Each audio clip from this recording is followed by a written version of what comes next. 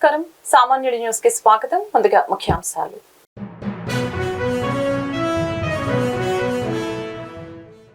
AP మంత్రివర్గ సమావేశంలో కీలక నిర్ణయాలు తీసుకున్న కూటమి ప్రభుత్వం. రివర్స్ టెండరింగ్ పాలసీకి స్వస్తి పలికిన వైనం. స్పెషల్ ఎన్ఫోర్స్మెంట్ బ్యూరో రద్దు.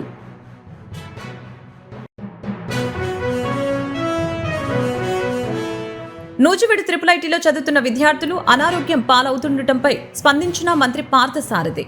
అనారోగ్యానికి గురైన విద్యార్థులకి మెరుగైన వైద్యం అందించాలని అధికారులకి ఆదేశం.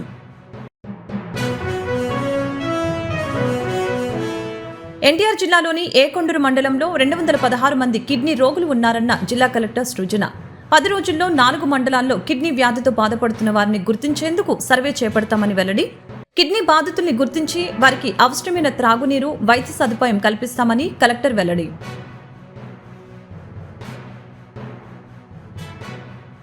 ముఖ్యమంత్రి చంద్రబాబు నాయుడు అధ్యక్షతన సచివాలయంలో ఏపీ కేబినెట్ భేటీ జరిగింది. ఈ సమావేశంలో మంత్రివర్గం పలు కీలక నిర్ణయాలు తీసుకుంది. గత జగన్ ప్రభుత్వం తీసుకువచ్చిన రివర్స్ టెండరింగ్ పాలసీకి స్వస్తి పలికింది. పాత పద్ధతిలోని టెండరింగ్ కొనసాగేలా కేబినెట్ ఆమోదించింది. అలాగే స్పెషల్ ఎన్ఫోర్స్మెంట్ బ్యూరోని రద్దు చేసింది. పట్టాదారు పాస్ పుస్తకాలపై జగన్ ఫోటో తొలగింపుతో పాటు సాగునీటి సంఘాల ఎన్నికల నిర్వహణకి గ్రీన్ సిగ్నల్ ఇచ్చింది. వివాదాల్లోని భూముల రిజిస్ట్రేషన్ల నిలిపివేతకు ఆమోదం తెలిపింది. ఆబార్కి శాఖ పునర్వ్యవస్థీకరణకి ఆమోదం తెలిపింది. అలాగే పోలవరం ఎడమ కాలువ పనులు పునరుద్ధరణకి కేబినెట్ ఆమోదించడంతో పాటు ప్రస్తుతం పనిచేస్తున్న గుత్తేదారు సంస్థని కొనసాగించాలని నిర్ణయించింది.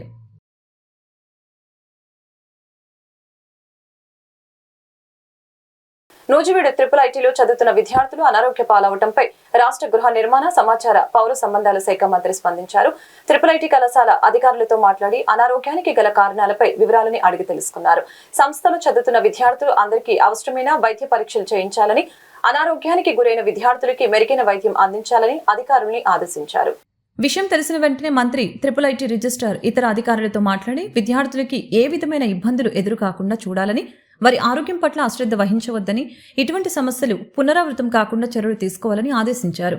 ఈ అనారోగ్యానికి గల కారణాలపై విచారణ జరిపి సమగ్రమైన నివేదికను తక్షణం అందించాలని మంత్రి ఆదేశాలు జారీ చేశారు. తక్షణం నూజివీడు IIITకి వెళ్లి విద్యార్థులకు అందుతున్న వైద్యం, విద్యార్థుల అనారోగ్యానికి గురి కావటానికి గల కారణాలపై ఆరా తీయాలని ఏలూరు జిల్లా వైద్య ఆరోగ్య శాఖ అధికారిని మంత్రి ఆదేశించారు. మంత్రి ఆదేశాల మేరకు జిల్లా వైద్య ఆరోగ్య శాఖ అధికారి శ్రీమతి శర్మిష్ఠ నూజివీడు IIITకి వెళ్లి పరిస్థితిని సమీక్షించారు. కళాశాలలో అపరిశుభ్రత లేకుండా చూడాలని మంత్రి పార్థసారథి ఆదేశించారు. ఎన్టీఆర్ జిల్లాలోని ఏకొండూరు మండలంలో 216 మంది కిడ్నీ రోగులు ఉన్నారని జిల్లా కలెక్టర్ సృజన తెలిపారు. 10 రోజుల్లో 4 మండలాల్లో కిడ్నీ వ్యాధితో బాధపడుతున్న వారిని గుర్తించేందుకు సర్వే చేపడతామని, వారిని గుర్తించి వారికి అవసరమైన త్రాగునీరు, వైద్య సదుపాయం కల్పిస్తామని కలెక్టర్ హామీ ఇచ్చారు. ఏకొండూరు మండలంలో జిల్లా కలెక్టర్ డాక్టర్ జి సృజన పర్యటించారు. ఈ సందర్భంగా ఆమె మాట్లాడారు. భూగర్భ జలాల్లో మెటాలిక్ ఎలిమెంట్స్ ఎక్కువగా ఉండటం వలన కొండూరు మండలంలో త్రాగునీరు సురక్షితం కాదని చెప్పారు. కృష్ణా జిల్లాలో ఏకొండూరు మండలానికి సరఫరా చేయటమే శాశ్వత పరిష్కారమని అన్నారు. మండలంలోని 38 కిడ్నీ ప్రభావిత తండాల్లో గ్రౌండ్ లెవెల్లో వాటర్ పరీక్షిస్తే సురక్షితం కాదని తెలిసిందని అన్నారు. కృష్ణా జలాలని తండాల్లో ట్యాంకర్ల ద్వారా సరఫరా చేస్తున్నారని, రెడ్డిగూడెం, తిరువూరు, గంపలగూడెం మండలాల్లో సైతం గ్రౌండ్ లెవెల్లో వాటర్ టెస్టింగ్ చేస్తున్నామని తెలిపారు. 50 కోట్లతో కృష్ణా జలాలని పూర్తి స్థాయిలో అందించేందుకు ప్రాజెక్టు పనులు జరుగుతున్నాయని చెప్పారు. మే, జూన్ నాటికి ప్రాజెక్టు పూర్తవుతుందని చెప్పారు. ఎక్కడైతే ఇబ్బందికర పరిస్థితులు నెలకొన్నాయో సమస్యని గుర్తించి కృష్ణా జలాలు అందించడం జరుగుతుందని అన్నారు.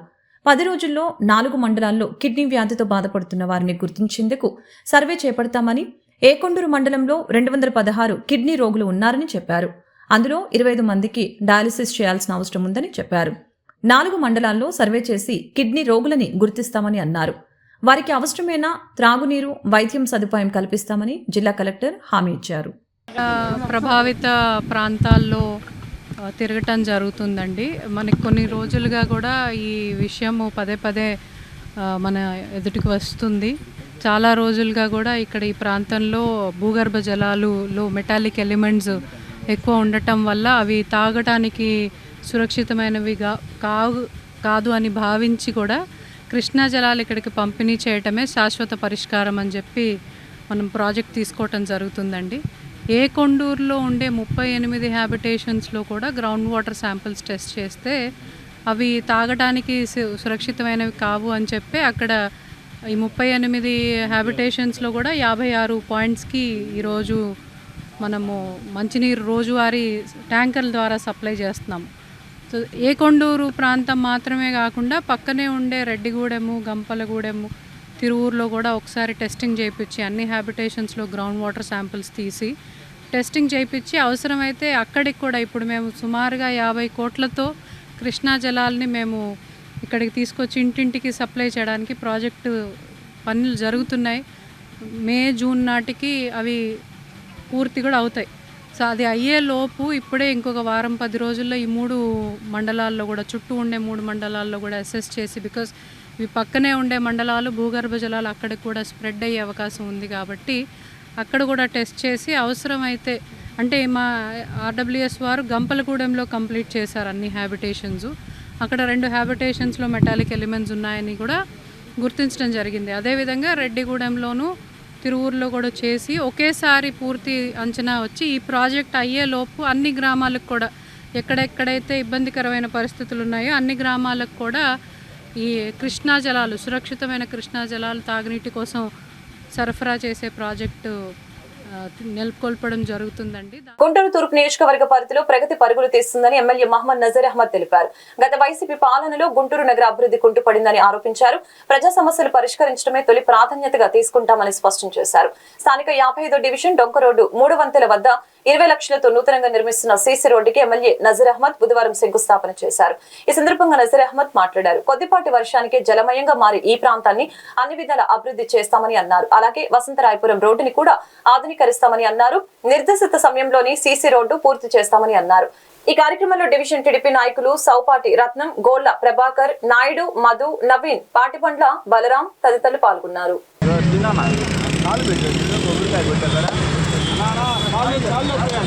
అడిగా దేవుడిది అది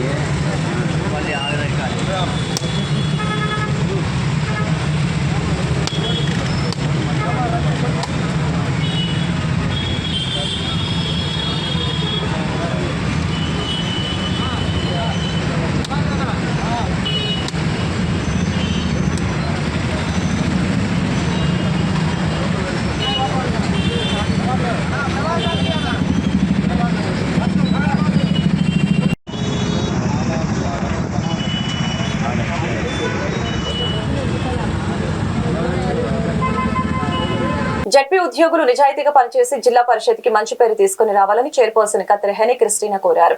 ఎన్డీఏ కూటమి ప్రభుత్వ పాలనలో పంచాయతీలకి మంచి రోజులు రానున్నాయని చెప్పారు.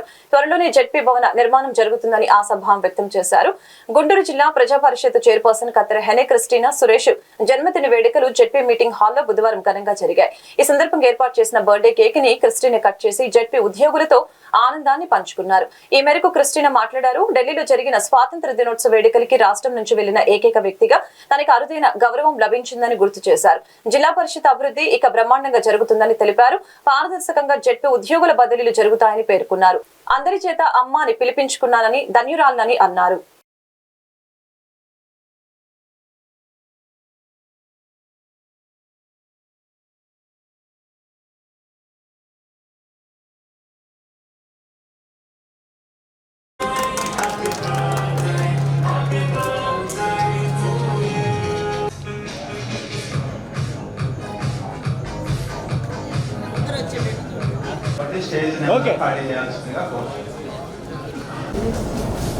చక్కటి రెడ్ కార్పెట్ పరిచి ఎంత చక్కటి ఆహ్వానాన్ని ఇచ్చారంటే నిజంగా నేను నా ఒళ్ళు పిలిచిపోయింది. అంత చక్కటి ఆహ్వానాన్ని ఇచ్చినటువంటి మీ అందరికీ, నా కుటుంబ సభ్యులందరికీ పేరు వాసన నా హృదయపూర్వకమైనటువంటి నమస్కారాలు తెలియపరచుకుంటున్నాను. ఇప్పటి వరకు సారోళ్ళు, స్టాఫ్ అందరూ మాట్లాడారు. ఎంతో చక్కగా మాట్లాడారు, పొగిడారు బాగా. కానీ మరి నేను అంత చేశానో లేదో నాకైతే తెలియదు. కానీ ఇంకా చేయాల్సింది ఉంది. ఇప్పటి వరకు చేసింది నేను తక్కువే. ఇంకా నేను ఎంతో చేయవలసింది ఉంది. కానీ మీ అభిమానం, మీ ప్రేమ, మీ మనసులో ఉన్నటువంటి, నా పట్ల మీ మనసులో ఉన్నటువంటి ప్రేమని మీ అందరూ వ్యక్తపరుచుకున్నందుకు పేరు పేరు వరుసన నా హృదయపూర్వకమైనటువంటి నమస్కారాలు. విద్యుత్ ఉద్యమంలో అసువులు బాసిన అమరవీరుల స్ఫూర్తితో విద్యుత్ సంస్కరణ, స్మార్ట్ మీటర్ల బిగింపు, విద్యుత్ ఛార్జీల పెంపుకి వ్యతిరేకంగా ఐక్యంగా ఉద్యమించాలని వామపక్ష పార్టీలు పిలుపునిచ్చాయి. 2/7 బ్రాడీపేట సిపిఎం జిల్లా కార్యాలయంలో విద్యుత్ అమరవీరుల సంస్మరణ కార్యక్రమం జరిగింది. తొలుత అమరుల చిత్రపటానికి వి రాధాకృష్ణమూర్తి పూలమాలలు వేసి ఘనంగా నివాళులర్పించడం జరిగింది. ఈ సందర్భంగా సిపిఎం జిల్లా కార్యదర్శి పాసన్ రామారావు మాట్లాడారు. 2000 సంవత్సరాల నాటి ఉమ్మడి రాష్ట్రంలో తెలుగుదేశం ప్రభుత్వం విద్యుత్ సంస్కరణల పేరుతో విద్యుత్ ఛార్జీలు పెద్ద ఎత్తున పెంచిందని తెలిపారు. దీనికి నిరసనగా వామపక్ష పార్టీలు దశల వారీగా ఆందోళన చేశాయని అన్నారు. ఈ కార్యక్రమంలో సిపిఎం జిల్లా నాయకులు Y Netaji, Eemani Apparao, Bairagani Srinivasarao, MA Chisti, Y Krishnakanth, Kakumanu Nageswararao, Y Krishna, Akbar, Venugopalarao, Mutyalarao, Kasim, Shahid తదితరులు పాల్గొన్నారు.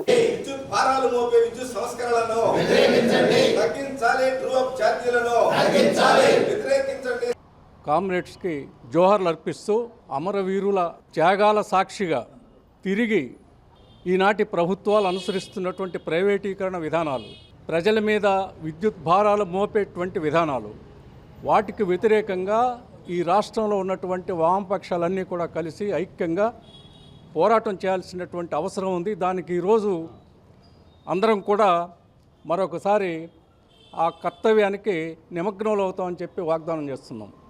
ఇవాళ చంద్రబాబు నాయుడు గారు ఆ రోజు ప్రవేశపెట్టినటువంటి ఆ విద్యుత్ సంస్కరణలు ఈ రోజుకి కొనసాగుతూనే ఉన్నాయి. ఆ ప్రయత్నాలు ఆపలేదు. మధ్యలో ఎన్ని పోరాటాలు జరిగినా సరే తాత్కాలికంగా వామపక్షాలు నిర్వహించినటువంటి ఆ పెద్ద పోరాటం ఫలితంగా ఆ తర్వాత వచ్చినటువంటి ప్రభుత్వాలు కొంచెం వెనకడుగు వేసినప్పటికీ ఆ భారం మోపేటువంటి పనులు మాత్రం, విద్యుత్ ప్రైవేటీకరణ వ్యవహారాలు మాత్రం కొనసాగుతూనే ఉన్నాయి. ఇప్పుడు లేటెస్ట్గా స్మార్ట్ మీటర్స్ అనేటువంటి పేరుతోటి ఈ రాష్ట్ర ప్రజల మీద భారం మోపడానికి ప్రభుత్వం పూనుకుంది. మీటర్లు కూడా వచ్చినాయి. అదాని ఆ మీటర్లన్నింటినీ కూడా అదాని కంపెనీ నుంచి తీసుకొచ్చి విజయవాడలో ఉన్నటువంటి విద్యుత్ ఆఫీసులో పెట్టారని కూడా వార్తలు వస్తూ ఉన్నాయి. అంటే ఇంత స్పీడ్గా వీటిని అమలు జరపడానికి ఇప్పుడు ఉన్నటువంటి ప్రభుత్వం పూనుకుంటూ ఉంది. ఈ సందర్భంగా ఒకటే హెచ్చరిక చేస్తున్నాం. ఆ రోజు విద్యుత్ సంస్కరణలను ప్రారంభించినటువంటి చంద్రబాబు నాయుడు గారికి ఏ గది అయితే పట్టిందో, ఈ విద్యుత్ సంస్కరణలో కొనసాగింపుగా ఈ స్మార్ట్ మీటర్స్ అనేటువంటి వాటిని ఇంట్రడ్యూస్ చేస్తే, ప్రవేశపెడితే తిరిగి అదే గుణపాఠం ప్రజలు నేర్పుతారని చెప్పి హెచ్చరిక చేస్తున్నాం. దీనికి అనుగుణమైనటువంటి పద్ధతుల్లో ఈ విద్యుత్ ప్రైవేటీకరణకు వ్యతిరేకంగా వామపక్షాలన్నీ తీవ్రమైనటువంటి పోరాటాలకు సిద్ధమవుతాయని కూడా హెచ్చరిక చేస్తున్నాం. 2000 సంవత్సరంలో ఆనాడు ఉన్నటువంటి ఉమ్మడి రాష్ట్రానికి ముఖ్యమంత్రిగా ఉన్నటువంటి చంద్రబాబు నాయుడు గారు విద్యుత్ సంస్కరణల పేరుతోటి విద్యుత్ ఛార్జీలు విపరీతంగా పెంచారు. ఆ విద్యుత్ సంస్కరణలను వ్యతిరేకిస్తూ రాష్ట్ర వ్యాప్తంగా పెద్ద ఎత్తున 9 వామపక్షాల ఆధ్వర్యంలో ఆందోళన జరిగింది. దశల వారీగా జరిగినటువంటి ఆందోళనలో చివరి దశగా చలో అసెంబ్లీకి పిలుపునివ్వడం జరిగింది. ఆ చలో అసెంబ్లీలో వేల మంది ప్రజలు చాలా మిలిటెంట్గా ఆందోళన చేశారు. ఆ ఉద్యమం మీద రాష్ట్ర ప్రభుత్వం, ఆ రోజు చంద్రబాబు నాయుడు ప్రభుత్వం కాల్పులు జరిపింది. ఆ కాల్పుల్లో సత్తెనపల్లి రామకృష్ణ, బాలస్వామి, విష్ణువర్ధన్ రెడ్డి ముగ్గురు చనిపోయారు. వందల మందికి గాయాలు తగిలినటువంటి నేపథ్యం ఉంది. ఆ ఉద్యమ ఫలితంగానే ఆ తర్వాత వచ్చినటువంటి ప్రభుత్వాలు 10 సంవత్సరాల పాటు విద్యుత్ ఛార్జీలు పెంచడానికి భయపడినటువంటి చరిత్ర ఈ రాష్ట్రంలో ఉంది. ఆ చనిపోయినటువంటి వాళ్ళకి అసెంబ్లీలో సంతాపం ప్రకటించండి అని చెప్పేసి అంటే ఆ రోజు చంద్రబాబు నాయుడు గారు దానికి నిరాకరించినటువంటి చరిత్ర ఉంది. మళ్ళీ ఇప్పుడు మనం చూస్తూ ఉన్నాం, విద్యుత్ సంస్కరణల పేరుతోటి ట్రూ అప్ ఛార్జీలు, అదేవిధంగా సర్దుబాటు ఛార్జీలు, రకరకాల ఛార్జీల పేరుతో విద్యుత్ భారాలు మోపుతున్నారు. స్మార్ట్ మీటర్లు పెడుతున్నారు. స్మార్ట్ మీటర్లు కూడా పెద్ద కార్పొరేట్ సంస్థకి అదానీ కంపెనీకి ఇచ్చినటువంటి పరిస్థితి ఉంది. వ్యవసాయ పంపు సెట్లకు ఉచిత విద్యుత్ అన్నారు, వాటికి మీటర్లు పెడతా ఉన్నారు. ఈ నేపథ్యంలో విద్యుత్ సంస్కరణలు ఏ ప్రభుత్వం ఉన్నా మేము వ్యతిరేకిస్తాం. ఆ రోజు ఆ రాష్ట్ర అప్పుడు ఉన్నటువంటి ప్రభుత్వానికి పెట్టిన గతే ఈ విద్యుత్ సంస్కరణలు తెస్తే మీకు పడుతుందని చెప్పేసి తెలియజేస్తూ, ఈ విద్యుత్ సంస్కరణలకు వ్యతిరేకంగా, విద్యుత్ ఛార్జీల పెంపుకు వ్యతిరేకంగా ఈరోజు విద్యుత్ అమరవీరుల స్ఫూర్తితోటి ఆందోళన చేస్తామని చెప్పేసి సిపిఎం పార్టీగా వామపక్షాలుగా తెలియజేస్తున్నాం. కేరళ వరద బాధితులకి విజయవాడ కార్పొరేటర్లు నెల జీతం విరాళంగా ఇవ్వాలని కౌన్సిల్ తీర్మానించింది. ఇటీవల మృతి చెందిన కార్పొరేటర్లకి విజయవాడ కౌన్సిల్ ఘన నివాళులర్పించింది. కేరళ వరద బాధితులకి విజయవాడ కార్పొరేటర్ల నెల జీతం విరాళంగా ఇవ్వాలని కార్పొరేటర్ ఉమ్మడి వెంకటేశ్వరరావు కౌన్సిల్ సమావేశంలో ప్రతిపాదించారు. ఈ అంశంపై మేయర్ మాట్లాడుతూ అందరూ సభ్యుల ఆమోదం తీసుకుని కేరళ వరద బాధితులకి విరాళం ఇద్దామని అన్నారు. అంశంపై అందరూ కార్పొరేటర్లు సానుకూలంగా స్పందించారు. ఈ నేపథ్యంలో ఇటీవల మృతి చెందిన కార్పొరేటర్లకి విజయవాడ నగరపాలక సంస్థ ఘన నివాళులర్పించింది. పార్టీలకు అతీతంగా నగరపాలక సంస్థ కార్పొరేటర్లుగా పనిచేసి మృతి చెందిన ప్రజా ప్రతినిధులందరికీ నగరం మేయర్ అధ్యక్షతన సంతాపాన్ని తెలిపారు. సభ్యులు మొత్తం లేచి 2 నిమిషాల పాటు మౌనం పాటించి వారి ఆత్మకి శాంతి చేకూరాలని ఘనంగా నివాళులర్పించారు. సమస్యల్ని పరిష్కరించడంలో పాలకపక్షం ఘోరంగా విఫలం చెందిందని వెంటనే మేయర్ రాజీనామా చేయాలని BJP corporator B Vijay Kumar demand చేశారు. విజయవాడ నగరపాలక సంస్థ నందు నిర్వహించిన కౌన్సిల్ సమావేశంలో ఆయన మాట్లాడారు. నగరవాసులకి శుద్ధమైన నీటిని సరఫరా చేయలేని స్థితిలో నగరపాలక సంస్థ ఉందని తెలిపారు. నగరంలో దీర్ఘకాలికంగా ఉన్న సమస్యల్ని పరిష్కరించడంలో మేయర్ విఫలమయ్యారని అన్నారు. అనేక డివిజన్లు భూగర్భ డ్రైనేజీ సమస్య నగరవాసుల్ని పట్టిపీడిస్తుందని తెలిపారు. పాలకపక్షానికి ప్రజా సమస్యల కంటే కమిషన్ యావ ఎక్కువని ఎద్దేవా చేశారు. మేయర్గా విఫలం చెందడం జరిగింది. నగర మేయర్ వెంటనే రాజీనామా చేయాలి. విజయవాడలో కృష్ణానది పక్కన ఉన్నటువంటి విజయవాడలో సరైనటువంటి మంచినీటి సౌకర్యం కూడా కల్పించలేనటువంటి మేయరు విఫలం చెందారు. ఆ యొక్క పదవికి రాజీనామా చేయాలని చెప్పేసి మేము బీజేపీ తరఫు నుంచి కోరుకుంటున్నాం. అలాగే ఉన్నటువంటి తక్కువ టైంలో ఎప్పుడు కూలిపోతానో తెలియదు, ఎప్పుడు నేను వెళ్ళిపోతానో తెలియదు అని చెప్పేసి నగర మేయర్ గారు ఆవిడ కమిషన్ల కోసమనో వాటి కోసమే ఆశపడుతున్నారు తప్ప నగర మేయర్గా ఆయన విఫలం చెందారని చెప్పేసి ఈ సందర్భంగా తెలియజేస్తూ బీజేపీ తరఫున డిమాండ్ చేస్తుంది ఏంటంటే నగర మేయర్గా మీరు విఫలం చెందారు కాబట్టి వెంటనే రాజీనామా చేయాలి. ప్రజా సమస్యల్ని తెలుసుకుని వాటిని సాధ్యమైనంత త్వరగా పరిష్కార మార్గాలు చూపటమే తమ ప్రభుత్వ లక్ష్యమని తూర్పు నియోజకవర్గ ఎమ్మెల్యే గద్దె రామ్మోహన్ తెలిపారు. తూర్పు నియోజకవర్గం పరిధిలోని 19వ డివిజన్ లబ్బిపేట పోలీసు క్వార్టర్స్ రామాలయం వద్ద నుంచి ప్రజా సమస్యలపై శాసనసభ్యులు గద్దె రామ్మోహన్ పర్యటించారు. ఈ సందర్భంగా ఆయన మాట్లాడారు. ఈ ప్రాంతంలో ప్రధానమైన సమస్య ఆర్టీఓ కార్యాలయం వెనుక వైపునున్న గోడ దుర్భర స్థితిలో పడిపోయే విధంగా వంగి ఉందని, రెడ్డిస్ కాలనీలో భయానక పరిస్థితి నెలకొందని తెలిపారు.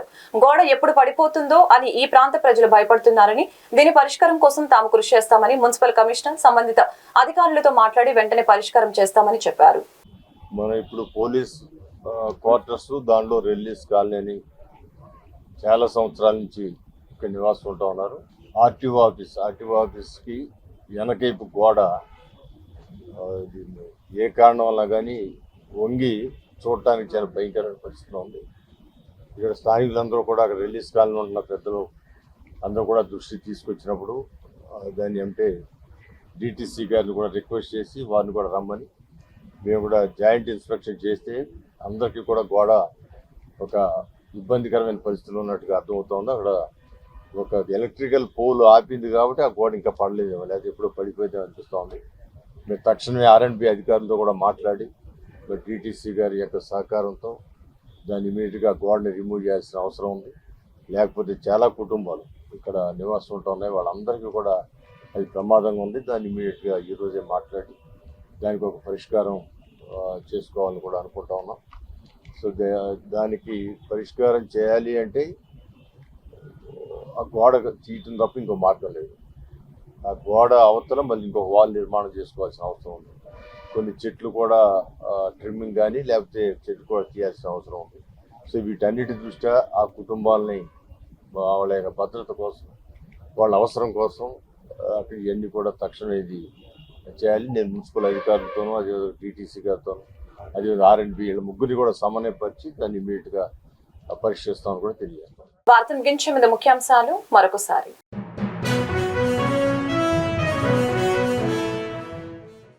ఏపీ మంత్రివర్గ సమావేశంలో కీలక నిర్ణయాలు తీసుకున్న కూటమి ప్రభుత్వం. రివర్స్ టెండరింగ్ పాలసీకి స్వస్తి పలికిన వైనం. స్పెషల్ ఎన్ఫోర్స్మెంట్ బ్యూరో రద్దు.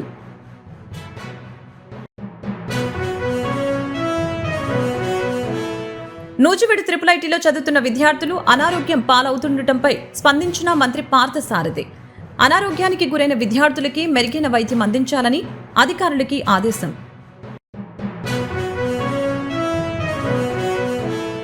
ఎన్టీఆర్ జిల్లాలోని ఏకొండూరు మండలంలో 216 మంది కిడ్నీ రోగులు ఉన్నారన్న జిల్లా కలెక్టర్ సృజన.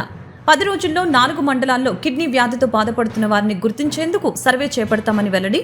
కిడ్నీ బాధితుల్ని గుర్తించి వారికి అవసరమైన త్రాగునీరు, వైద్య సదుపాయం కల్పిస్తామని కలెక్టర్ వెల్లడి.